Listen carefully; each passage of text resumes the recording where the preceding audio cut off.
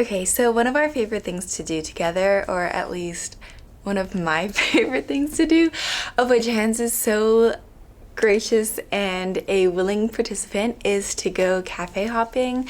And something about Singapore is that, I don't know, everything is just like next level aesthetics. We'll literally go to like a grandma grandpa like family coffee shop and it's like so aesthetic compared to America. Like, we've had so many conversations about like why this can't be replicated elsewhere. I think it's really that Singaporeans truly care about, not only how things taste, but how things look, how a space makes someone feel, and they're willing to, not completely commodify and like totally just try to make profit. Obviously, they're all trying to make profit, but it's not like the culture that America has where it's like nonstop, let's forego a lot of things in order to accommodate for this. So these are just kind of the few places of a really long list that we chose to share with you guys today. So yeah, I hope you enjoy and find some inspiration.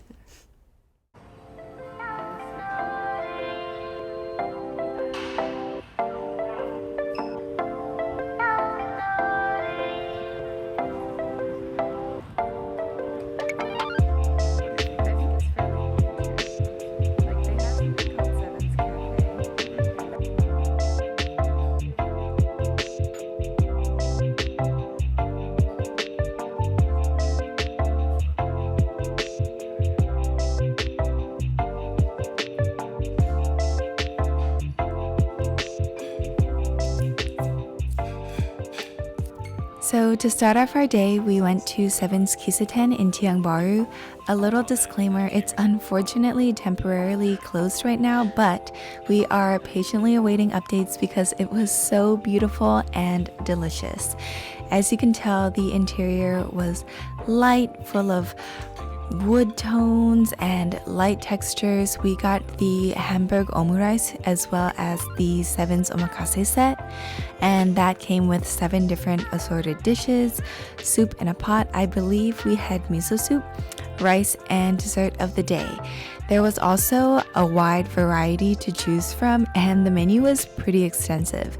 Everything, of course, super delicious and had that amazing, like, Instagrammable aesthetic quality as well.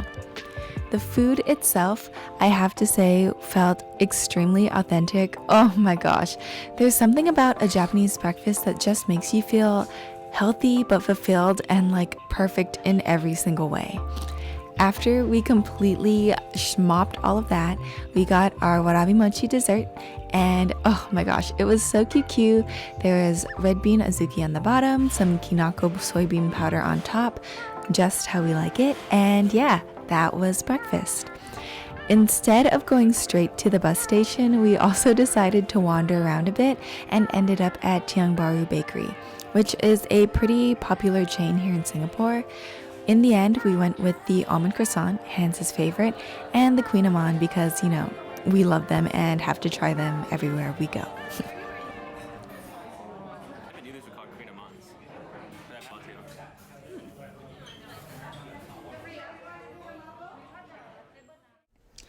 After our brunch breakfast situation, we decided to go to another little cafe, but we decided to take the bus. Something about Singapore is they have excellent public transportation. There's the MRT. I'm not too sure what it stands for, but it's the subway here. And then there's the bus system. But all of the buses, or a lot of them, are double decker. They're so precise. It's just really awesome.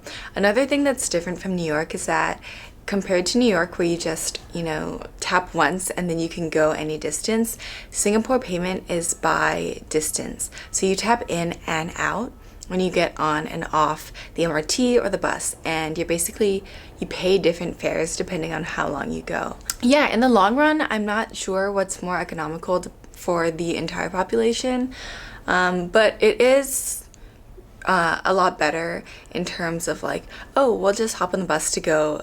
Singaporeans will hop on the bus to go literally a 10-minute walk. Whereas in New York, you would definitely just, walk that. So you don't have to pay like the $1.50, $1.75 fare. But in Singapore, I guess it's so inconsequential if you're just going like 1 or 2 stops that you might as well hop on the MRT. I think it would be something like 20 cents USD or something like that. So yeah, different culture, but also something to keep in mind next time you visit.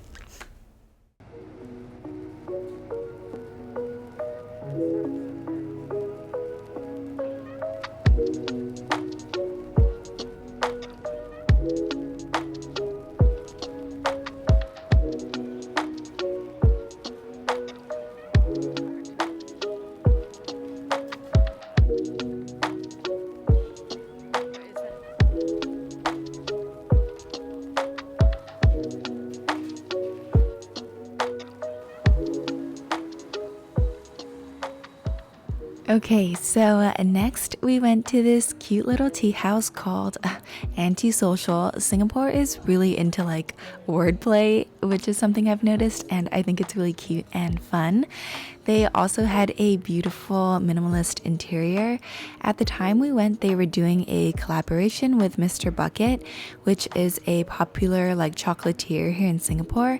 So we had a sampling of teas and super creative chocolate bonbons to pair. They do not take any reservations, so the tea house is completely walk-in.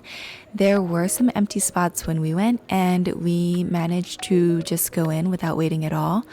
We tried a whole bunch of different but simple and complex at the same time. I don't know how that's even possible, but tea is so magical. Hans and I definitely tasted one another's and actually decided to swap, but in the end, it all turned out well, and we had an amazing, relaxing day.